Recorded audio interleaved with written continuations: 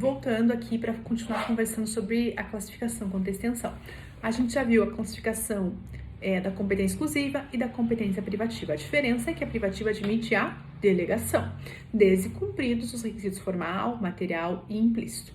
Ainda em relação à extensão, nós temos outras duas classificações, competência comum e competência concorrente. Pessoal, a competência comum, ela vem prevista no artigo 23 da Constituição Federal e é uma atribuição administrativa concedida indistintamente a todos os entes federados, ou seja, é uma atribuição genérica, concedida à União, aos Estados-membros, ao Distrito Federal e aos municípios por força do artigo 23. Tá aqui, ó, atribuída a todos os entes federados. Por exemplo, tá lá no artigo 23. É competência comum da União, dos Estados, Federal e dos municípios, inciso 2º, cuidar da saúde e assistência pública, da proteção e garantia das pessoas portadoras de deficiência. Daí eu pergunto, como que faz?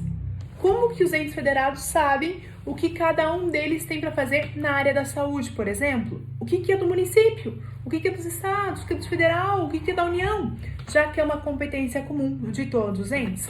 Para isso que serve aquele princípio ou critério que eu falei com vocês agora há pouquinho.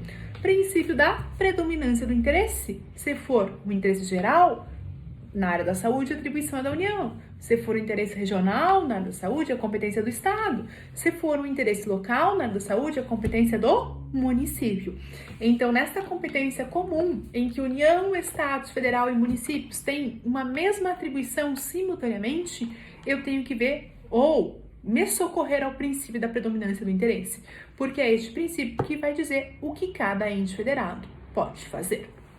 Na sequência, a última classificação em relação à extensão é a competência concorrente, que vem no artigo 24. Antes de falar sobre o artigo 24, falar sobre essa competência concorrente prevista no artigo 24, eu vou ler todo o artigo para vocês, que talvez ele seja um pouquinho mais complexo. Tá lá. Compete à União, aos Estados e ao Federal legislar concorrentemente sobre. Parágrafo 1º. No âmbito da legislação concorrente, a competência da União limitar-se-á a estabelecer normas gerais. Parágrafo 2º.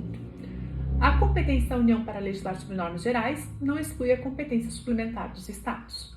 Parágrafo 3º. Inexistindo lei federal sobre normas gerais, os Estados exercerão competência legislativa plena para atender às suas peculiaridades. Parágrafo 4º. A superveniência de lei federal sobre normas gerais suspende a eficácia da lei estadual no que lhe for contrário. Voltando aqui, pessoal, a competência concorrente, ela é uma competência legislativa atribuída simultaneamente à União, aos Estados e ao Distrito Federal, para que eles legislem sobre o mesmo assunto, só que são em âmbitos diferentes. Enquanto alguns legislam normas gerais, outros legislam normas específicas, e foi isso que eu coloquei aqui, ó. É uma competência para legislar sobre o mesmo assunto, mas em âmbitos diferentes. É uma atribuição da União, dos Estados, Federal e dos municípios. Por exemplo, inciso... Cadê aqui que eu gosto de dar exemplo para vocês?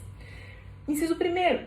Compete à União, aos Estados e ao Federal legislar concorrentemente sobre. Inciso 1º, direito tributário, financeiro, penitenciário, econômico e urbanístico. Vamos ao direito tributário. As regras gerais de tributário, várias normatizações já estão na própria Constituição Federal, mas tantas outras estão no Código Tributário Nacional, que foi recepcionado pela Constituição. E daí eu pergunto, o Código Tributário Nacional determina o quanto a gente vai pagar de PVA?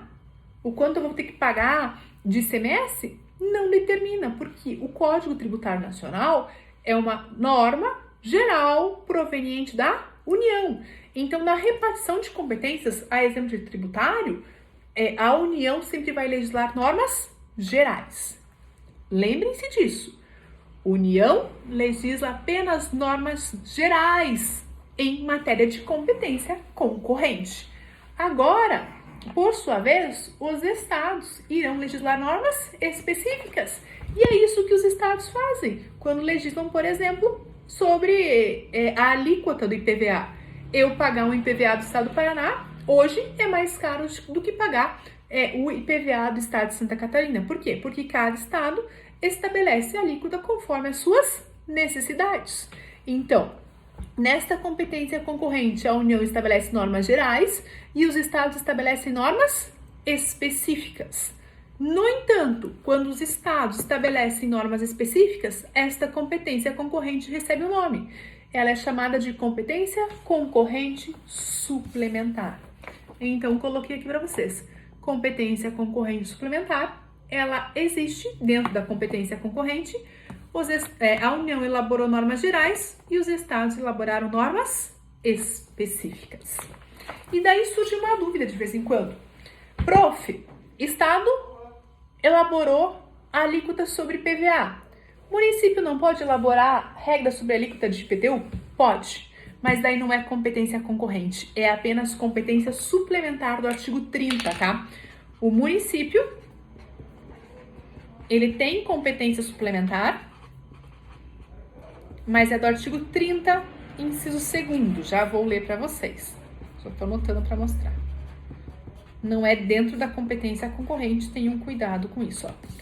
Municípios, competência suplementar do artigo 30, inciso 2º. A regra, a autorização legislativa é outra, tá? Tá lá, compete aos municípios suplementar a legislação federal e a estadual no que couber. Então, o município também pode complementar, pode criar normas específicas a respeito das normas estaduais, a respeito das normas federais. No entanto, ele não faz isso por força do artigo 24, ele faz isso por força do artigo 30, inciso 2º da Constituição Federal. E daí eu pergunto para vocês, pode acontecer da União ficar omissa e não legislar sobre nenhum assunto, sobre nenhuma matéria? Voltando aqui no artigo 24 para conversar mais um pouquinho com vocês, tá lá. Compete à União, aos Estados Federais legislar concorrentemente sobre criação, funcionamento e processo dos juizados de pequenas causas. Se a União não elaborasse regras, normas gerais sobre os juizados de pequenas causas, os estados ficariam proibidos de implantar esses juizados? Não, pessoal. Quando existe a omissão da União em criar a lei geral, surge uma segunda modalidade de competência interna, tá? É competência concorrente supletiva. Por que competência concorrente supletiva? Porque na ausência de uma lei federal sobre normas gerais, os Estados-membros adquirem competência plena. E quando eles adquirem esta competência plena, eles podem legislar tanto normas gerais como normas específicas a respeito daquelas matérias que a União foi omissa. Então, o Estado adquire competência plena, editando norma geral e editando norma específica. A isso a gente chama de competência supletiva. Peraí, tem mais um detalhezinho para terminar, tá? Ui, tá sujo meu óculos. E se a União que não tinha Estado viu que o Estado do Paraná editou, pensou, meu Deus, tenho que correr atrás porque eu não quero isso que o Estado do Paraná editou. A União pode, posteriormente, editar a lei geral? Pode. O que acontece com a lei estadual que trabalhava tanto normas gerais como normas especiais?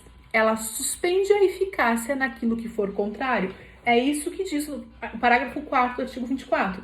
A superveniência de lei federal sobre normas gerais suspende a eficácia da lei estadual no que for contrário. Então, não esqueçam, suspende a eficácia no que for contrário e ponto final. Tá quase acabando a aula, vocês já devem estar de saco cheio de mim, mas faltam mais duas classificações. Classificação quanto à origem. Só existem duas possibilidades de origem da competência. Ela pode ser originária ou delegada. Quando a competência é originária, significa que a sua origem, o conteúdo decorre da própria Constituição Federal. Se eu falar para vocês que estamos diante de uma competência originária, é porque a sua existência decorre da própria Constituição Federal. E a segunda possibilidade é uma competência delegada. Se é uma competência delegada, ela veio de uma lei complementar federal, porque ela deriva de uma competência privativa. Então, são duas as possibilidades. Ou a competência está na Constituição e ela é originária, ou a competência ela é delegada e ela vem de uma lei complementar federal, vinculando-se a uma competência privativa. Por último, classificação quanto à natureza. Em relação às competências constitucionais, são só duas naturezas possíveis. ou a competência administrativa ou a competência ela é legislativa. A competência administrativa ela também é chamada de competência material e ela se vincula à prática de atos de gestão pelo ente federado, ou seja, ele tem que fazer alguma coisa em prol da população. A gente consegue enxergar isso a olhos nus, tá? E a segunda competência é legislativa, também chamada de normativa, e é a elaboração, edição de atos normativos de uma forma em geral. Essa é a classificação que nós temos, as mais importantes em relação à repartição de competências. Eu jamais vou pedir para vocês decorarem lá todos os incisos do artigo 21, do artigo 22, do artigo 23, 24, 30, porque eu acho que isto não é necessário. Na nossa prática, na advocacia, seja o Ministério Público, seja o magistrado, a gente sempre tem a lei em mãos quando a gente precisa resolver um problema. O que nós vamos fazer? Vocês têm uma série de exercícios agora para realizar. Vocês têm que me entregar até sexta-feira, não, pessoal. Até domingo, tá? Não sei que dia que vai ser, talvez dia 10 mais 7, 17, eu acho, tá? Até domingo, para eu fazer a correção a respeito da repartição de competências. Em relação a todos esses incisos, não se preocupem se eu cobrar alguma coisa na prova, eu coloco lá para vocês a Constituição, mas vocês estão fazendo prova online, vocês mesmos podem consultar aí a Constituição de vocês.